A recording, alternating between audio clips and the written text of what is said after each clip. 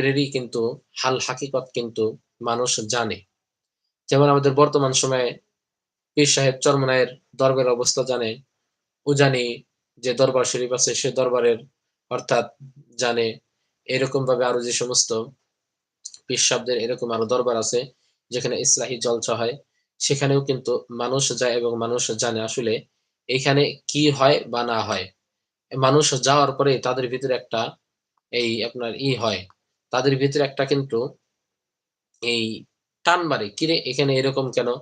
আর যদি ভালো হয় তখন সে মনে, মনে ভাবতে থাকে আসলেই না সত্যি এখানে ভালোই চলতেছে বা এখানে ভালোই। এখানে আসার দ্বারা মনে হয় আমার কোনো এই, এই ক্ষতি হয় নাই বরং লাভই হইছে। আবার কিছু, কিছু এরকম দরবার যেরকম ভাবে আমি বলি এই ঢাকাতে আপনার এই নাম ভুলে গেলাম দেওয়ানবাগী। দেওয়ানবাগীতে গেছিলাম একবার আমি। আমি ছাত্র জমানায় দেওয়ানবাগীতে গেছিলাম ঘুরার জন্য আমরা কয়েকজন বন্ধু মিলে। তো সেখানে ঘোরার জন্য গেছি।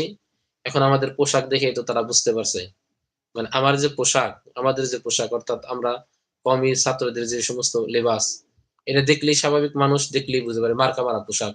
অর্থাৎ তাদের সুন্দর লম্বা জামা, লম্বা পায়জামা পাঞ্জাবি, টুপি দেখলেই তারা বুঝে। তো আমরা সেখানে গেছি এই দরবারে অর্থাৎ এই কি যেন দেওয়ানবাগের দরবারে গেছি। এখন যাইতে বইছি এখন আমাদেরকে যাইতে দিবে না, আটকায় দিছে। বলছে, "এই তোমরা কই যাও?" তখন আমরা বললাম যে আমরা কয়েকজনে গেছিলাম যে আমরা নামাজ পড়তে যাব জোহরের নামাজ। আর বাস্তবে জোহরের নামাজ তখন মানে আমরা জামাতে পড়তে পারি নাই, গাড়িতে গেছি তো দেখা উদ্দেশ্য গেছে এই দেখার জন্যই আর নামাজ পড়তে পারি নাই। তো কই যাইতেছো আমরা বললাম যে নামাজ পড়তে যাইতেছি। তো আমাদেরকে বইলা দিছে যে নামাজ পড়া ছাড়া কিন্তু অন্য কোথাও তোমরা যাইতে পারবে না। আমরা বললাম আচ্ছা ঠিক আছে কোথাও যাব না। কিন্তু আমরা আমাদের উদ্দেশ্য হলো আমরা দেখতে যাব সেইখানে আমাদেরকে আর বললি কি আর আমরা মানি। তো গেছি। যাওয়ার পরে এই অনেক মসজিদে নামাজ পড়লাম। নামাজ-টামাজ পড়ার পর দেখি পাশে দেখি মানে মানুষদেরকে খাওয়াইতেছে।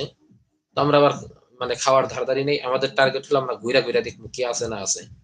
তো আমরা ঘুরলাম। ঘুরতে গেছি একদম জান্নাতুল বাকি। জান্নাতুল বাকিতে উইঠা গেছি। জান্নাতুল বাকিতে উইঠা দেখি আর কোনো সিঁড়ি পাই না। সেখানে নাকি লিফট, লিফটে আরকি উঠে। তো সেখানে আর উঠতে পারি নাই আমরা। তো উঠতে পারি নাই। কিন্তু এর মধ্যে খবর হয়ে গেছে যে কি ব্যাপার এই হুজুর দুইটা চার পাঁচ জন গেল এখান থেকে আসে না কিসের জন্য? নামাজ পড়ার কথা, নামাজ পড়ে এখনো আসে না। এত সময় লাগে কে? তো আমরা ঘুরতে এখন থেকে আমাকে পিছনে ৩-৪ জন লোক এসে বলছে, "হুজুর আপনারা এখান কি করেন? আপনারা নামাজ পড়ে না চইলা যাওয়ার কথা।" অনেক কিছুই। তো আমরা বললাম যে, "না এমনি একটু ঘুইরা, ঘুইরা দেখতেছি।" তো দেখতে দেখেন সেখানেরও কিন্তু ভক্ত আছে। সেখানেও কিন্তু মানুষ যাতায়াত করে।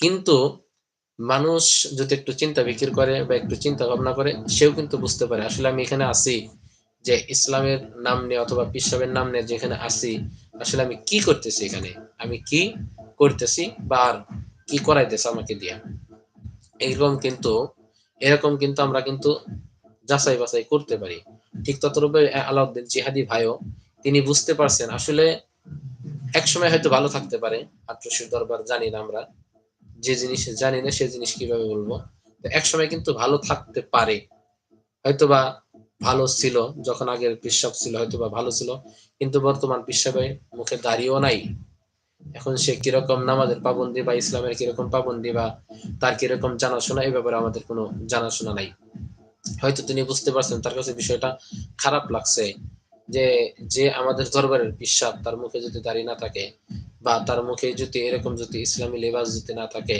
তাহলে তারে আমরা কিসের জন্য মানব এজন্যই হয়তো বা সে এরকম বুঝতে পারছে তো শুক্রিয়া জানাই তাকে সাধুবাদ জানাই আল্লাহ তাআলা যেন তাকে সঠিক বুঝদান করে এবং আমাদের সাথে যেন থাকতে পারে সকলেই দোয়া করবেন আসসালামু আলাইকুম ওয়া রাহমাতুল্লাহি ওয়া বারাকাতুহু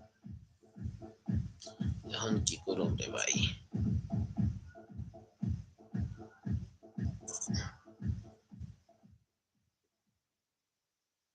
তো বুঝতেছি না কাইটা দিমু না কি করুন